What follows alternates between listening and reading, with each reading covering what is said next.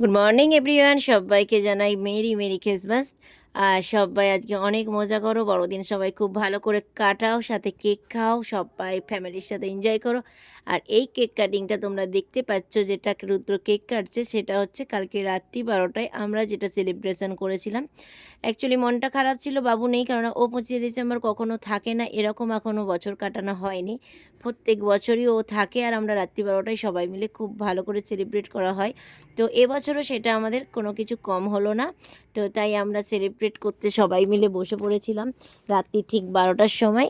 আমি ছিলাম, বৌদি ছিল, দাদা ছিল, কার্তিক ছিল, বৌদি আর রিঙ্কি বৌদি আসার কথা ছিল, কিন্তু ছেলে ঘুমিয়ে পড়েছিল, যার জন্য আর বাড়িতে কেউ ছিল না, যার জন্য আসতে পারেনি। তাই আমরাই সেলিব্রেট করলাম, আর কি করা যাবে। কালকে নিয়ে এসেছিলাম স্পেন্সার থেকে একটা নলেন গুড়ের কেক, যেটা খেতে ছিল খুবই সুস্বাদু আর খুবই টেস্টি। যদিও আমি কেক আর মিষ্টি এই দুটো থেকে একটু দূরেই থাকি, যদিও একটুখানি প্রথমেই ঋষি কিন্তু আমায় খাইয়ে দিয়েছিল সবার আগেই, আর তাই টেস্টটা তোমাদের সামনে তুলে ধরলাম। আর খেতে কিন্তু টেস্টি ছিল। হ্যাঁ, আমি যদিও মিষ্টি পছন্দ করি না, কিন্তু ভালো ছিল নলেন গুড়ের কেকটা।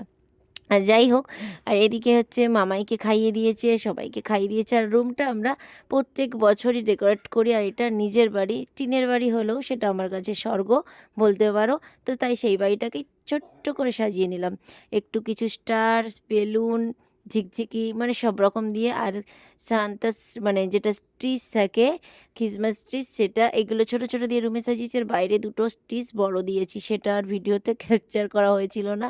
পরে দেখছি যখন ভিডিওটা এডিট করতে, তখন যে ক্রিসমাস ট্রিটা নেওয়া হয়নি।